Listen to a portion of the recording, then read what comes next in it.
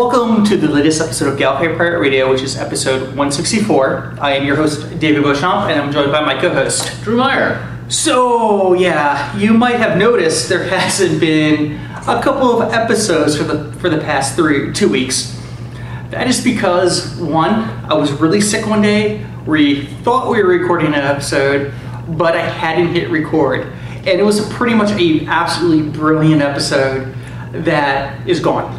It was really good. It was really good. It was cogent and it was good. Yeah, we had And then episode 160, or it would have been 165, was also filmed. It was actually filmed, but because of something that happened behind the scenes, not with us. We had to scrap that episode. Mm-hmm. So we have a lot to cover today. We are only going to focus really on the 3 past episodes, and sort of, sadly there's some news, but we're just going to have to be left next time, because we have 3 episodes of Doctor Who we have to talk about. And these are episodes, we covered 40 minutes just on the Caretaker alone last time, so we're going to try to do 3 episodes in under an hour. Yeah, but there was other things that kept it going. So, Caretaker. Caretaker. What did you think?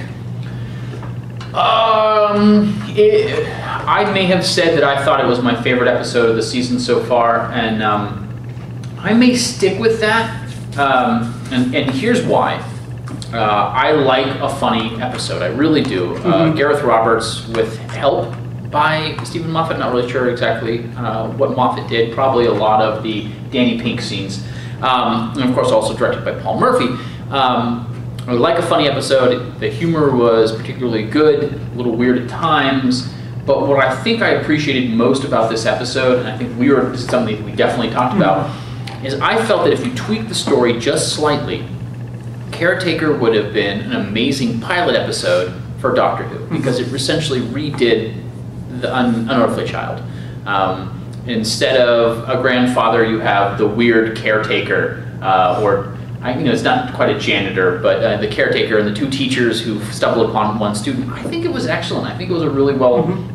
It's a good... Well, no, okay, I wouldn't say it's a good jumping on point, but it could have been a good jumping on point for the series. It could have been. It definitely could have been. I mean, just trying to think of what I said 2 weeks ago. It was a good episode, like I've said, and I'm going to say for all 3 of these episodes and the rest of the season that we've had so far. Again, amazingly consistent, amazingly good. I love the performances by the actor that plays Danny Pink and Clara, Jenna Louise Coleman. She's, I think, just knocking it out of the park with every episode. She really is stupendous. And getting better and better each episode when they let her act and be Clara.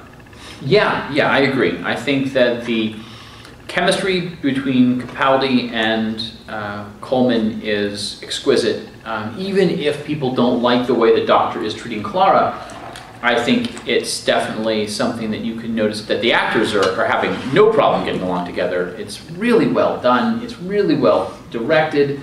The chemistry is there. It really is. It reminds me, I know this is going to be weird that I'll be referencing this, but it reminds me a lot of the Firefly pilot episode. Everybody just clicked. Everybody just came together. The chemistry was perfect. And that doesn't happen often.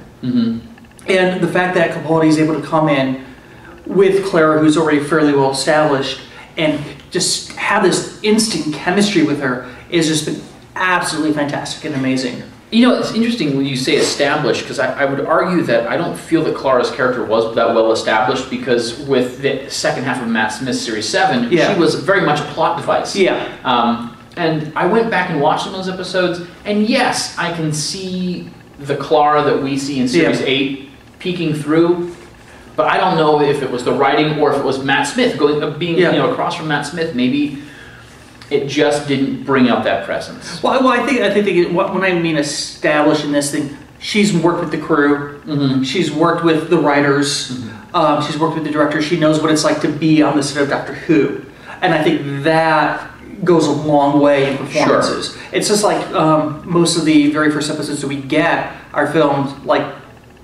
2 or 3 episodes in, just so the characters will already have chemistry when they film that first episode. Sure.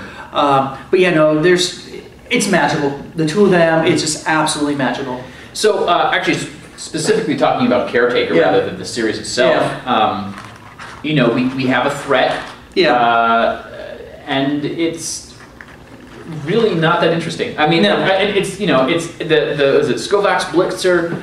It's neat looking, but it takes a backseat to the actual interpersonal relationships between the characters, and I'm fine with that because the plot, the overall arching theme is the Doctor and Clara. And Danny this time. Well, I think Danny...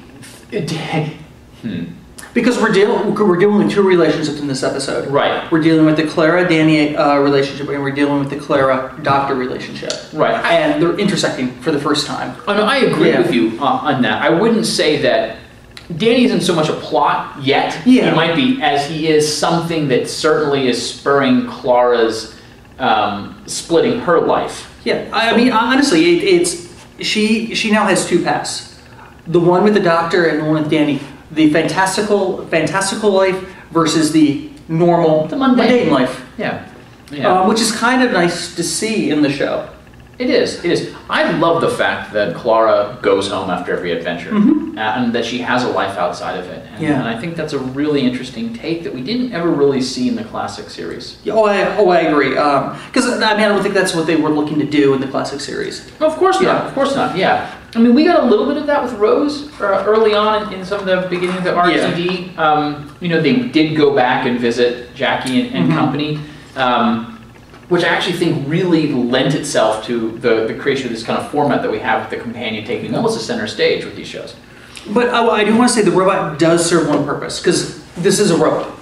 It is a robot. It is a robot, and I can't remember if we talked about it in... There's no need to, if we repeat ourselves, it's just because... Yeah, we're not sure if we talked about it in 163 or the episode that didn't get filmed, but the fact that you had the theory that every person that ends up seeing Missy was killed by a robot, or was a robot. No, and it has some robot involved with it. Yeah, that might not necessarily be the case, but I think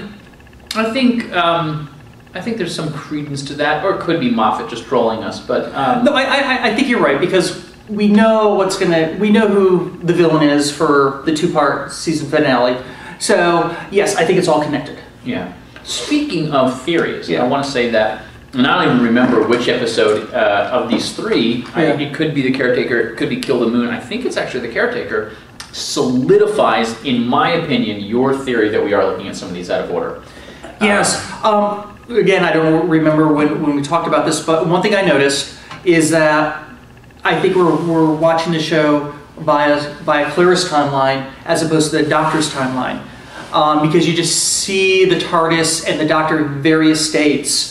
Like jumping from being happy to being extremely melancholy, with books being strewn about, or the TARDIS really, really neat. But we're starting to see in episodes where the books start showing up, where he starts tossing them on the ground, which I think was in Kill the Moon. Yeah, and when I say tossing them around, it's stacking them at various levels in the TARDIS steps, which, you know, we start off, it was like kind of odd, and then we see him putting them.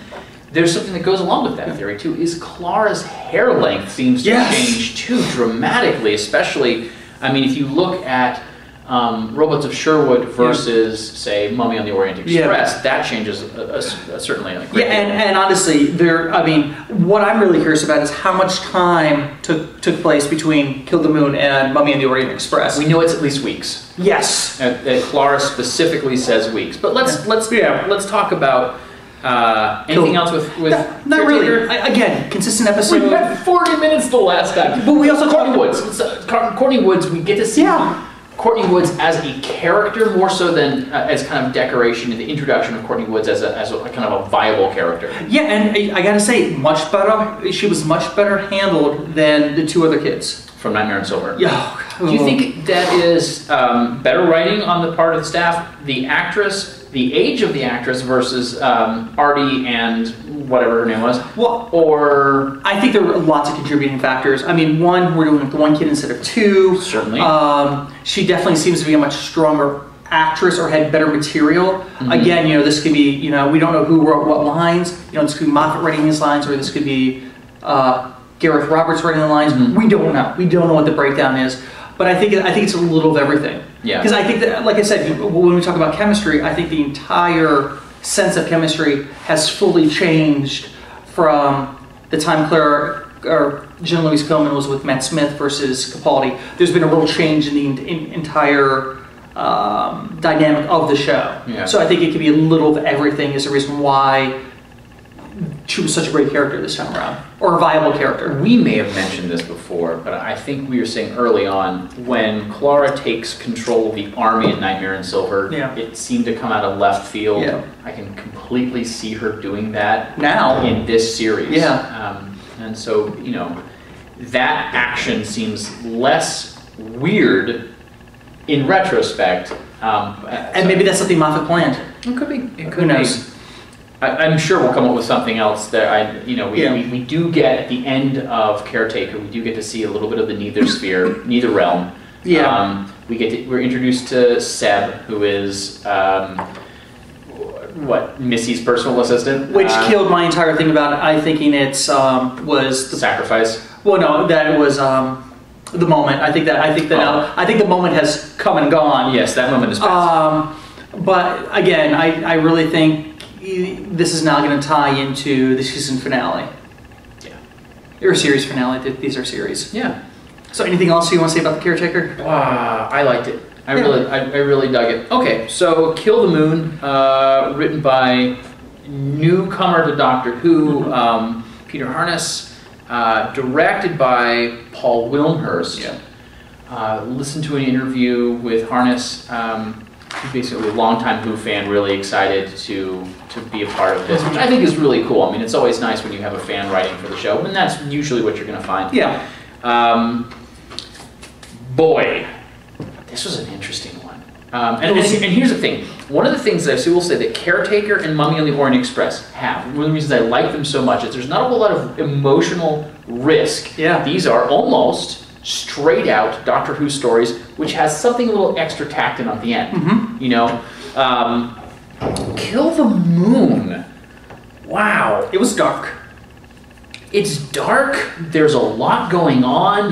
Mm-hmm. The memo that we got from I think Doctor Who magazine said that when the directing note they wanted to Hinchcliffe whatever out of it.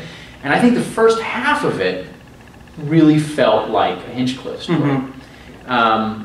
I will say that I haven't disliked a single episode of Doctor Who this series. Like, disliked. Yeah. I haven't loved a single episode. And it's consistent. Yeah. Kill the Moon came close for a dislike from me. For a couple of reasons.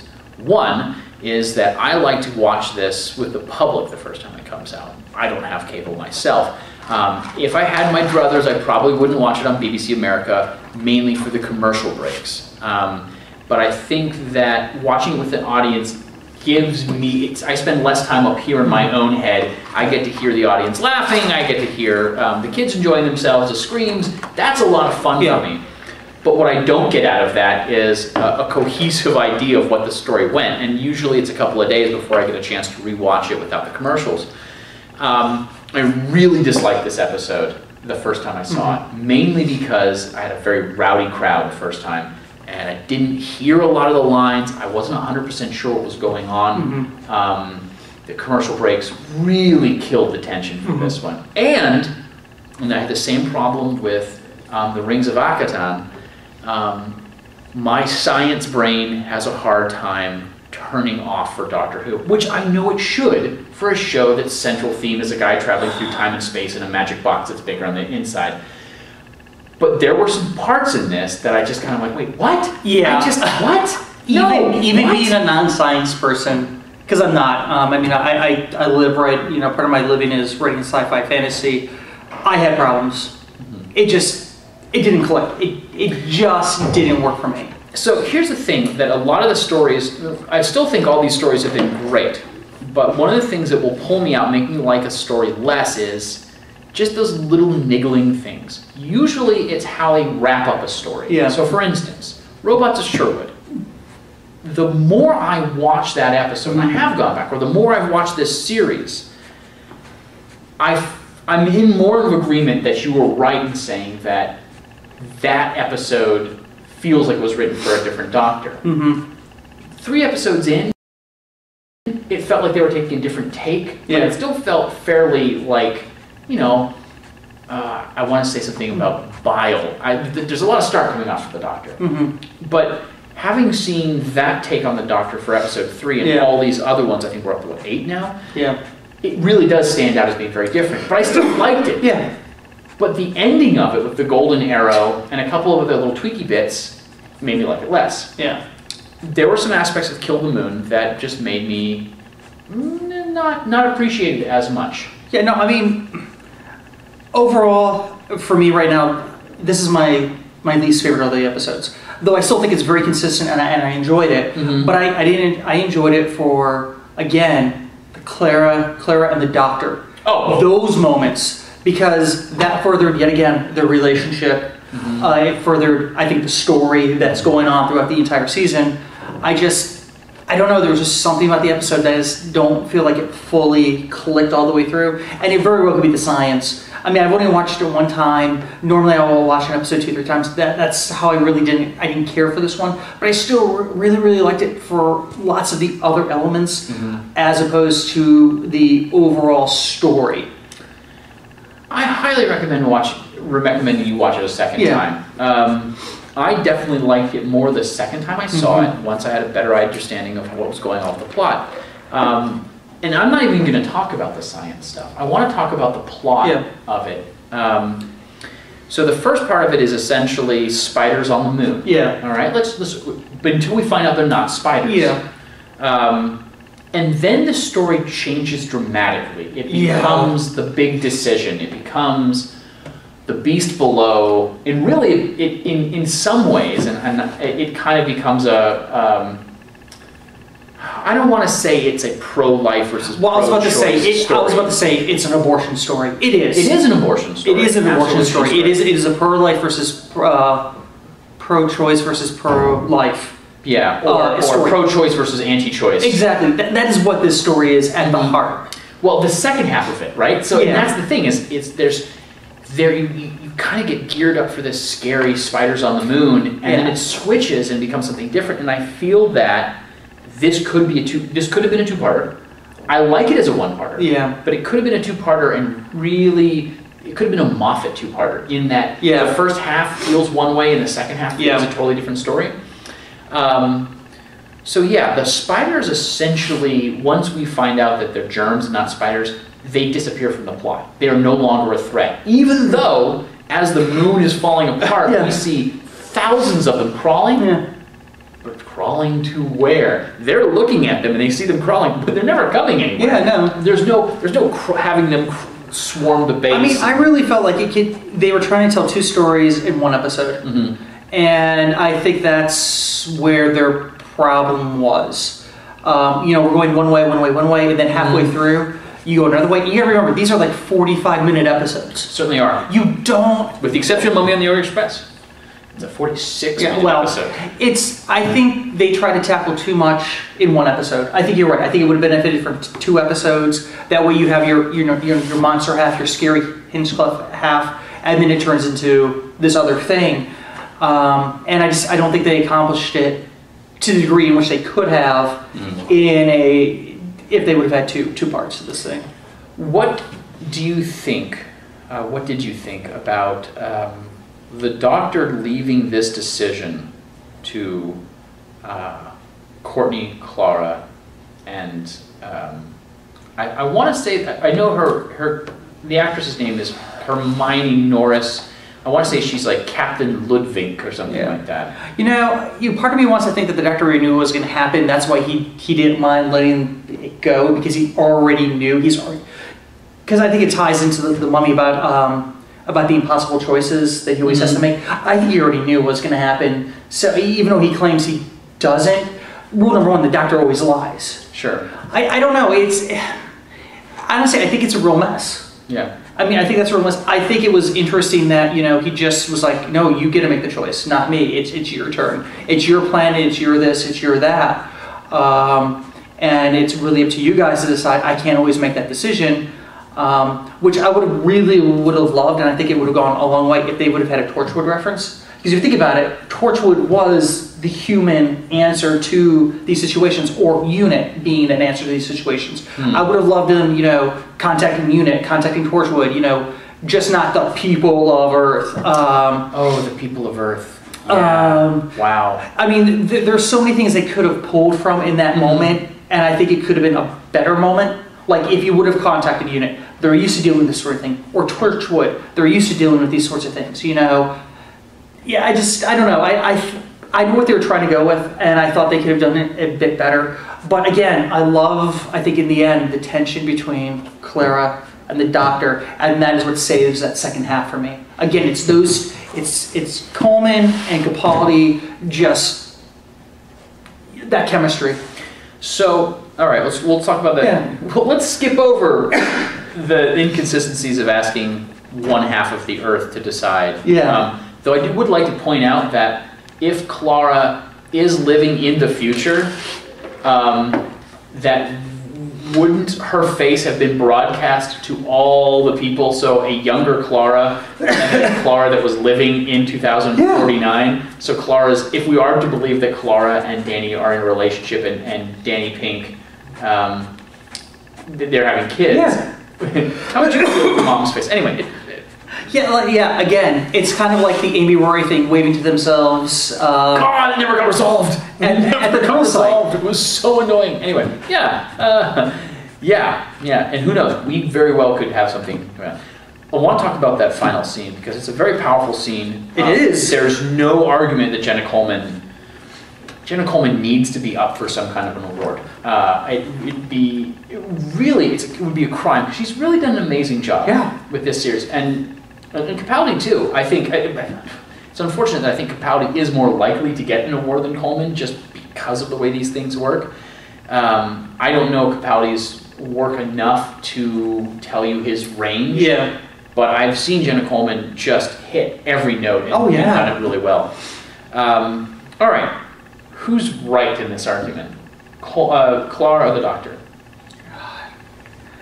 I don't know. I can argue both sides. That's the thing is, I don't think either one is right. I don't think either one's wrong. I think just like the debate of pro-choice, pro-life. I mean, what is right, what is wrong in that situation. I think they both have valid points. I think I lean a little more towards Clara in the sense that yes, the Doctor walks on the Earth. He calls us. He's even said he's put a lot of time and a lot of work in this planet. So I mean, for him to be so different than his predecessors, but he has been. He's been more alien, and they've been showing that.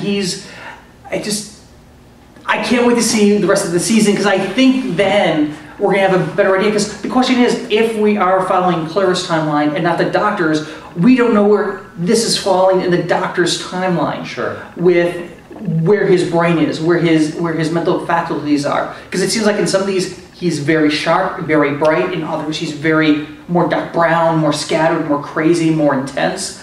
So, I mean, I want to go back and actually watch these in the Doctor's order, as opposed to Coleman's order, just to see what sort of story we get.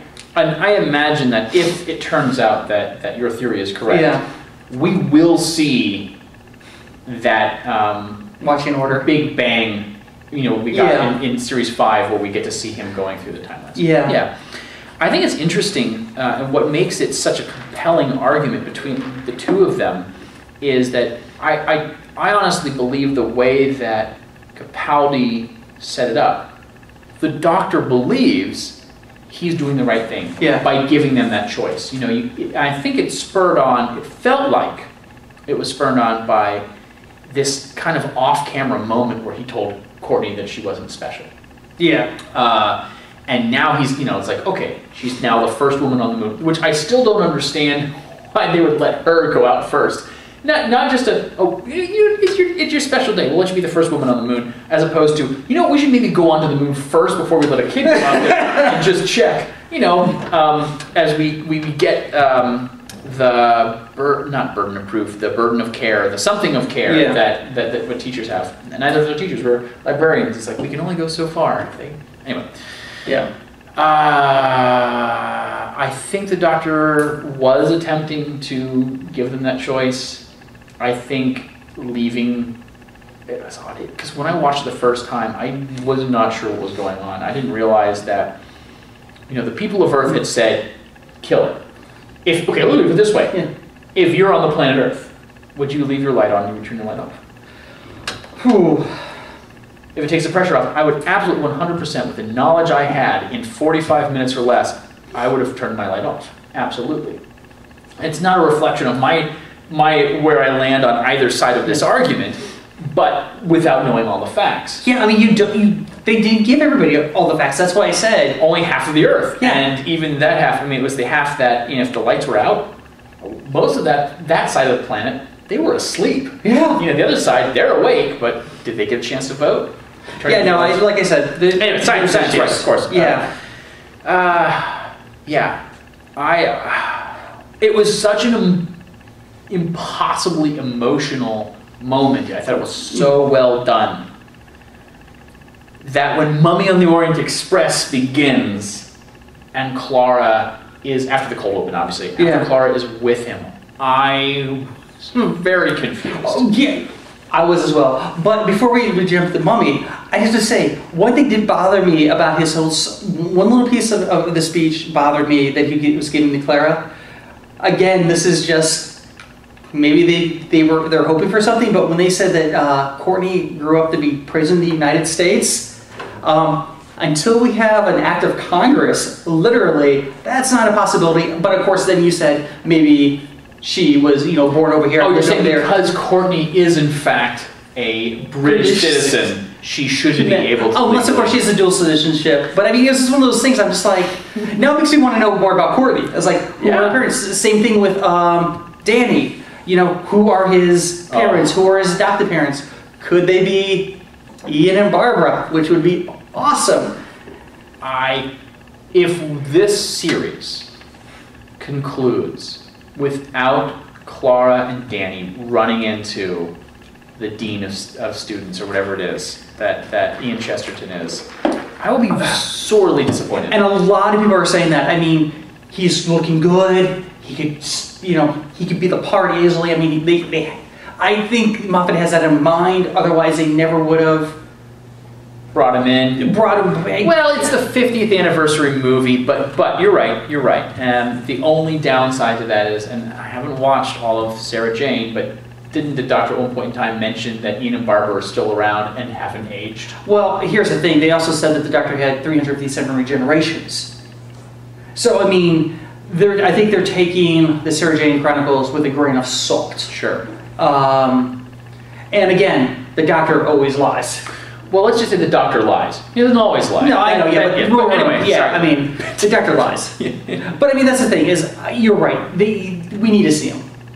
We do. I need to see him. I know, he's your favorite. He's one of my favorites. He is. Because we talked about that many, many moons ago. Many, many moons. Let's leave those moons behind. Let's talk about mummies on the Orient Express. But wait, I gotta talk. We gotta talk about the moon. It's shattering, and then magically a brand new egg appears. Have we said we were going to talk about the science? I know, but it really, really bothered me. It was the golden arrow from the robot of Sherwood. I'll tell you this, the golden arrow is so much more believable at this point than the birthing of a new moon. Would it have made you feel a little better if we had because here's the thing. If we had seen the space dragon or whatever it is? Which did you tell me that you thought it was the star whale? No. From Beast Below? Oh wow. Well, because of that impossible choice. Because here's the thing, is like if the moon reappears, why is it all cratery? Because most of those craters were created by asteroids and meteors that hit it. Not asteroids, but meteors that hit it and created those things.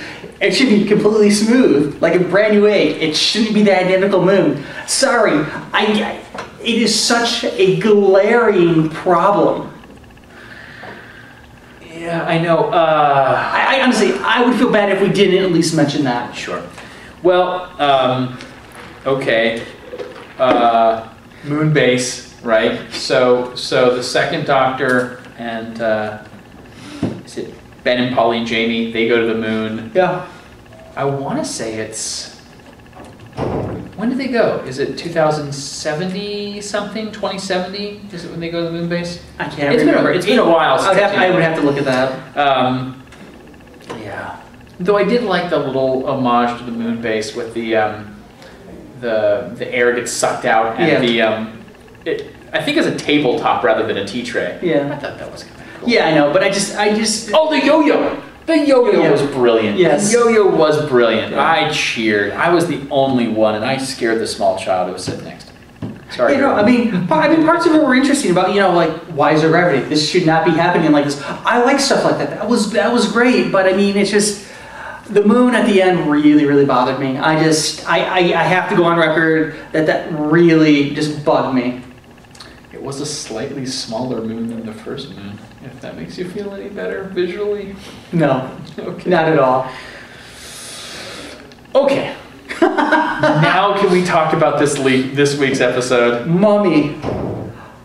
Oh, I heart Mummy on the Orient Express. I really do too.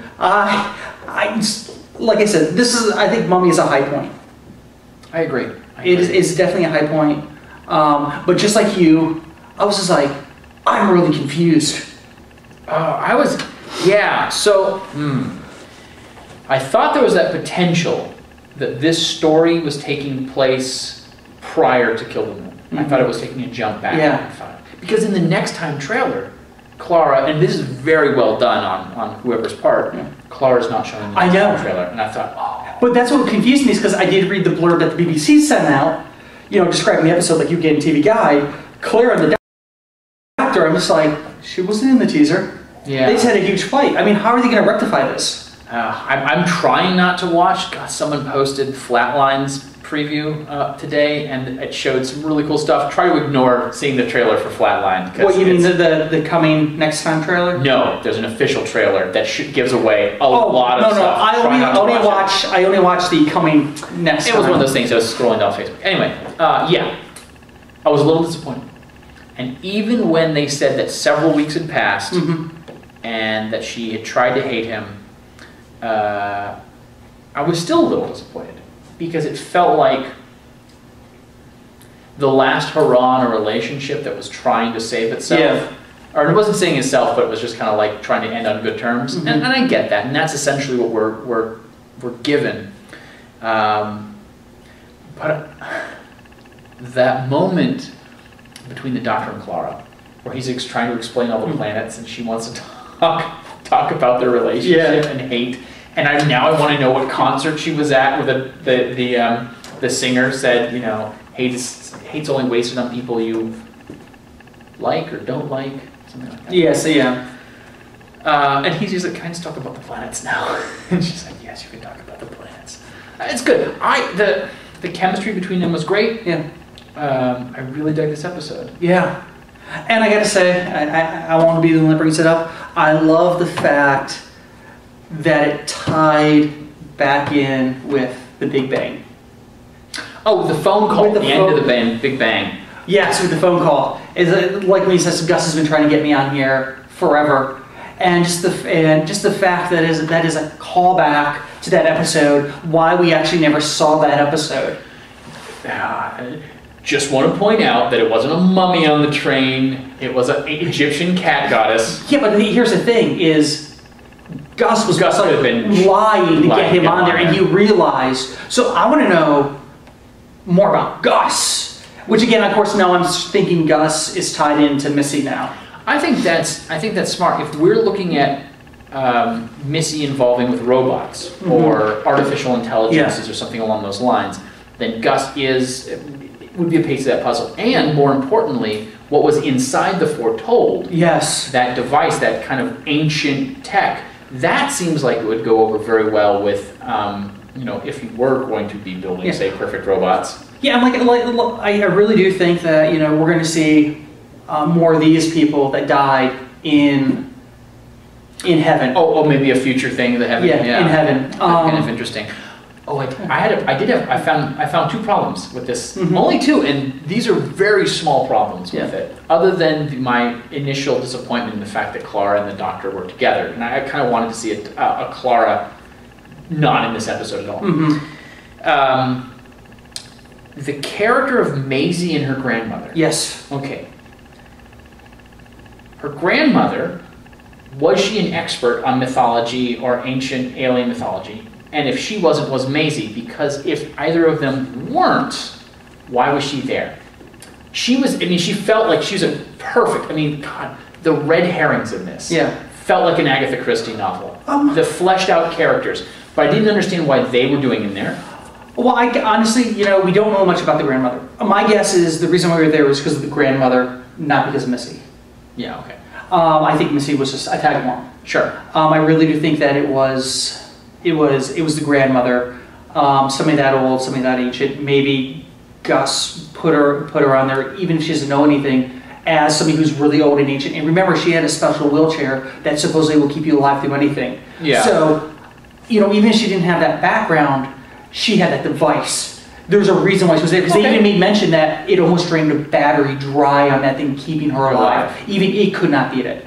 So I think that was Gus testing a hypothesis or a theory of his own. I like it. I accept that. And the only other thing is Clara and Maisie are removed from the story to make it essentially a Clara light episode. To focus on the Doctor, which first episode of the series where the Doctor is the main focus, and I think it worked really well. I had complained a little bit with Time Heist that the relationship between Clara and the Doctor wasn't quite as upfront, and I felt that it suffered from that. This was not the case. I think the Doctor, he definitely could stand on his own. I would watch just the Doctor minus a companion. Well, here's also the thing. Unlike Time Heist, Clara was still serving a purpose. She still had a very strong role in the episode with dealing with Maisie and being that person that was trapped and being a counterbalance to the Doctor. Again, I would argue that if Clara hadn't been in the story, you wouldn't have to have Maisie in the story. You wouldn't have to have the two women trapped inside a room together. They can't get out, and all they can talk about is the Doctor, which is kind of a Bechdel test. Anyway, but here's the thing: is we had the sarcophagus, which was a red herring. It is a lot of definitely a red herring. people thought, when that thing's opening, but we didn't realize that was a trap to put the thing in. Yeah. But I mean, I thought that was, yes, could you have done it without Clara? Yes, but I still think that there's some stuff in the background that we're not seeing yet. That the reason why why we had the grandmother with that wheelchair. I think there are little pieces that are going into the bigger puzzle now, because they're really going to have to start pushing towards what we have. 4 episodes after this. 4 episodes. So I mean, we have to really push the last story of the series, the overall series, the arc, which we know we're heading to in a sense. Sure. And I think those pieces were there for a reason. And it will be like, oh, okay, that's why that was there. Because that's what Moffat does to us. He paints a giant picture while trying to keep everything compartmentalized. Gotcha. Or at least, that's my theory right now. If they're going to trap 2 people in there and the Doctor can't get them out and they can't get them out when he needs them both to show up at the they simply walk out the door. That was the other objection I had to the episode. But again, I really liked it. But again, the sonic screwdriver didn't work. Was in and out. Yeah. And we got sucking paper back again. We got it. I'm your worst nightmare. Secret shopper. Yeah. Have you ever worked at a job with a secret shopper before? Like yes. Retail. Yeah, corporate retail. Blockbuster. Babbage's. Oh yeah. So, let's talk about The Foretold. Oh, I love The Foretold. It's very easy to screw up a mummy, and they did not. No. It was really well done. There's 1 or 2 shots where you actually can see inside the rib cage, and you can see the scrolling of the flag. That was really cool. I thought the story with the mummy, the story behind the mummy, and God, I just the way he when we thought Maisie was going to die, and the doctor takes it. And he didn't know that it was going to work, but he said, if it makes you feel better, that's what was my plan.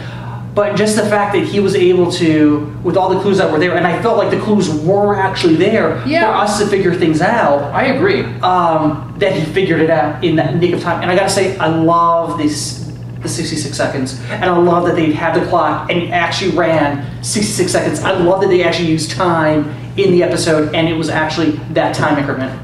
They could have screwed that up so easily. Yeah. It could have come off as being really cheesy, and it didn't. It worked. It worked for me, and I think it worked for everyone else in the audience as well. It definitely kind of gives you that impetus to get that thing going, and when it's the doctor doing it, rapid fire thing. And the thing is like, you kind of have to wonder. I mean, Capaldi did sign for another season. That doesn't mean it could change. I mean, look at Eccleston.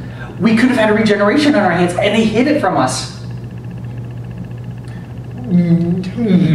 But anyway, hey, come on! They hid River Song's name, who she was, and stuff like that. They did a really good job. Sometimes they can hide stuff from us. Sure. But honestly, I actually felt like this could be the end of the Capaldi Doctor. I didn't feel that. Oh, it's the Doctor who's going to get himself out of it, which I know he's going to get himself out of it. But I felt like there was that tension there. That would have been really interesting if their last hurrah was the Doctor that went. All right, well, it's been 7 episodes. Bye, guys. Yeah. That would be interesting. That would have been neat. Or 8 episodes. I want to talk about Frank Skinner's character, whose name has just kind of left my mind. The engineer. Oh, I love the engineer. Boy, what was it? Perkins. Yes. Perkins.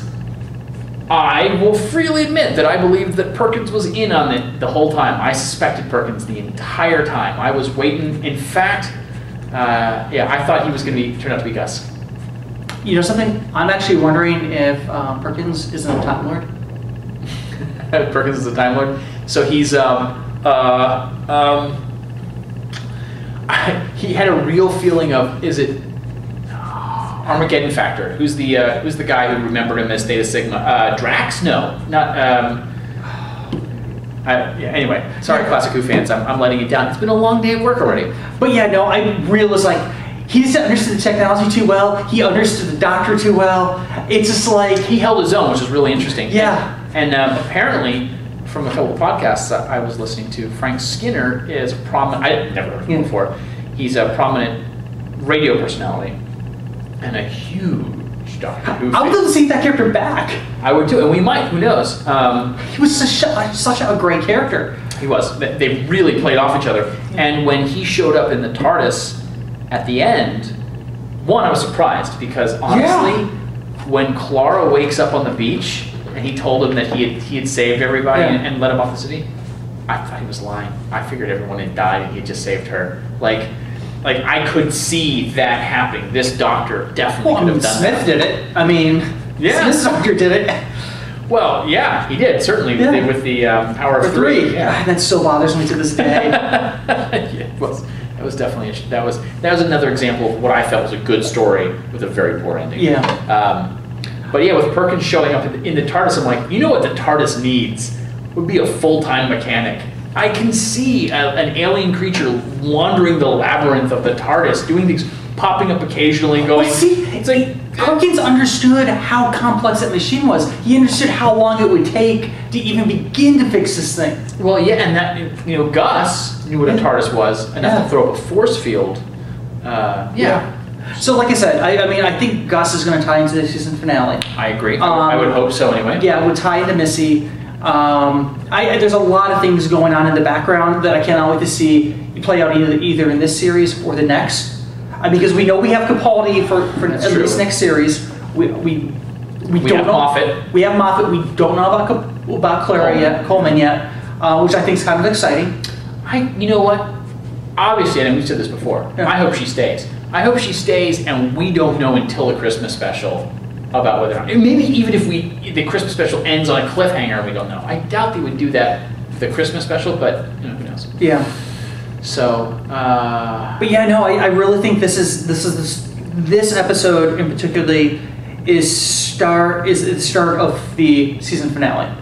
Not like this is the season finale starts here, right? But we're going to start getting the momentum. But we need to talk about how she liked Danny.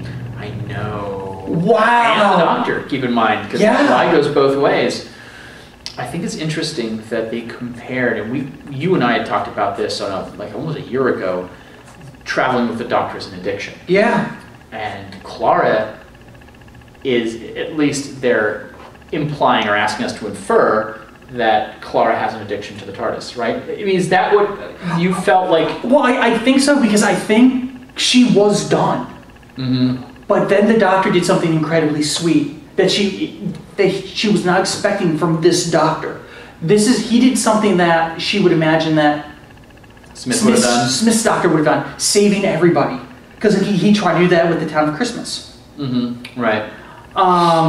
That's a much nicer interpretation than what I had. And I really think that's the reason why she's like, she had this change of heart, because he did something almost selfless. Mm-hmm. He saved everybody, which is something she has not seen him do yet. You know, because, I mean, honestly, there has been a lot of friction and abrasion between the two characters. Yes. But in that moment, I think she finally saw her doctor in him. Yeah, and even if he reverts back, there's that spark, there's that hope. It's that abusive relationship where he hits her, but then he tells her he does look really nice for her, and maybe she'll give him one more chance. Yeah, but I mean, I don't want to take it to that level. No, I know. But well, and you can take with the same thing with the drug analogy. Yeah, but I think she finally sees her doctor in him, because everybody always talks about how they have their doctor. Mm-hmm. Like for me, it's Davison. For you, it's Magan, because it's your first. And I just really think that in that one moment, she saw Smith. She saw her doctor. And so she wants to see that again. Like the addiction. She wants to see that again out of him. Okay, and let me ask you this. Yeah. Do you feel that in that moment where she says, "I love you" to Danny, was she actually saying it to the doctor? No, I think she's still saying to Danny. I think she's torn. She's torn between the two lives. The life where, the real world versus the fantastic. Right. I mean, it would be incredibly hard to give it that fantastic world. Well, we had said probably in 162, 163 that given the choice between, or maybe it was in the episode that we didn't record, if given the choice, do you think she would go with the doctor or Danny? And I think we both agreed that she would go with the doctor. Yeah, at this point, definitely at this point. I think 3 weeks ago when we said it, or 4 weeks ago when we said it, I still thought that, given the choice, giving up. Yeah, but at this point, after Kill the Moon, she was gone. She was gone. And Danny made a good point in that episode. You're mad and stuff like that. Say it to him when you're calm. Because that's when you really mean it. And that's what she was trying to do with Mummy. But then he did something incredibly selfless. He saved the day without lives being lost. Because look at it. I mean, he has just cost life after life after life and didn't care. This time, he actually did everything in his power to save everybody. Yeah. Sometimes your choices, you're left with no good choices, but you still have to choose. Yeah. Yeah. Yours is much nicer to Clara than mine, was in that she said no and left him for a long time, and then realized how much she missed it, and then realized she was giving it up for good. See, I don't think she missed it at the beginning of Mummy. She was done. I think she was really done with the doctor. Because, I mean, her performance in Kill the Moon, when she was pissed off at the doctor, we have never seen that before. I mean, there was rage, there was anger. Like you said, she deserves an award.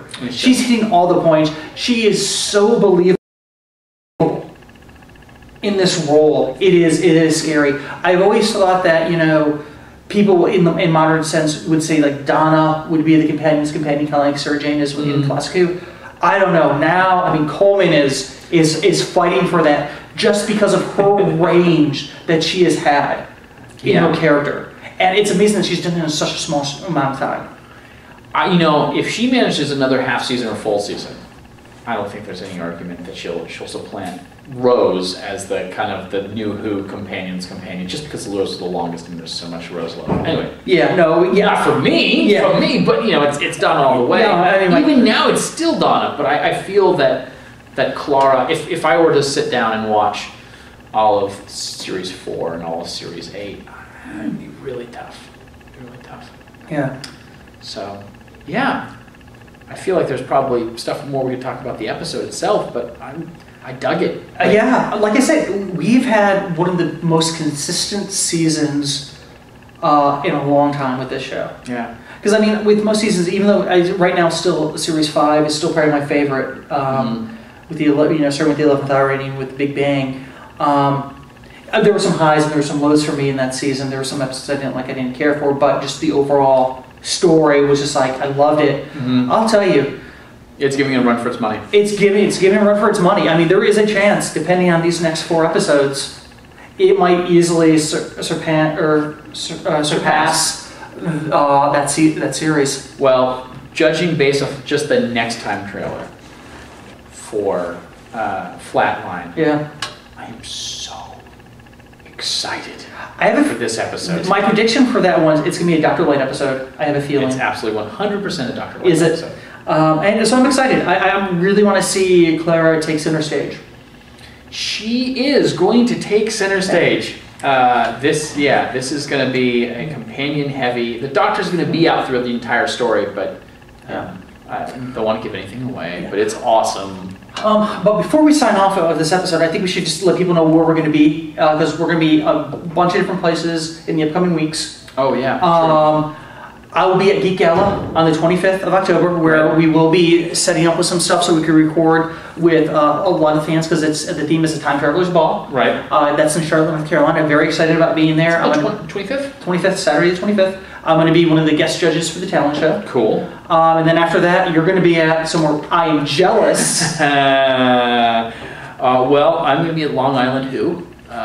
So it can be reported, at least now, that I am going to be on 5 panels at Long Island Who. So if you were going to be there, and let's see, I'm going to be here. Was the 50th anniversary successful? Yeah. Yes. I'm going to be assembling a TARDIS team, where I will be moderating, which I'm excited about that one.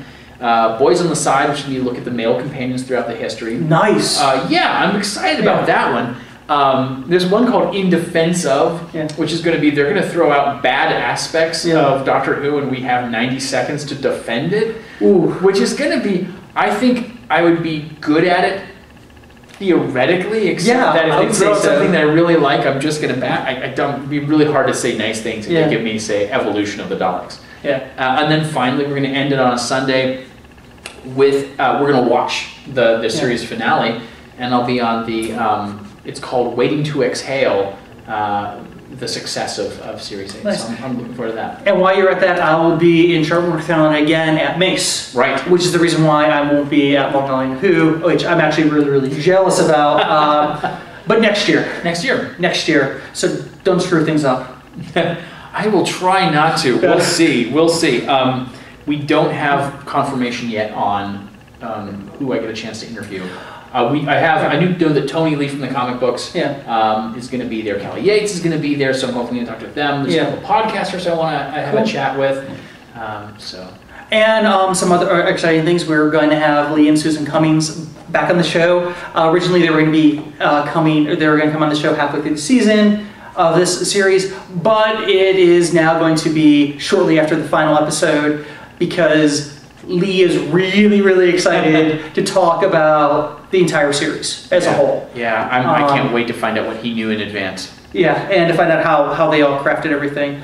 I want to talk about Legacy too, so that'll have to be next episode. Yeah, we've taken leaps and bounds in Legacy. Yeah, talk Legacy, and then also we're going to be we're moving to a dual format after LI Who and Mace when we have a little bit more time, because we're going to try to get this officially podcasted. Since we can't figure out what the issues are with iTunes and the video side of the show, we're going to move to an audio version for podcasting, but we will still continue the video for YouTube and the Facebook page, Facebook page and the website, because I think we do something a little special with the video. Yeah, there's very few visual Doctor Who shows that have been around as long as we have. So. Yes, so I think it's about everything. We've talked a lot. We have. Thank you for joining us, or for staying with us for over an hour, maybe an hour. I have to check. But until next time, this is GPR signing off. Peace.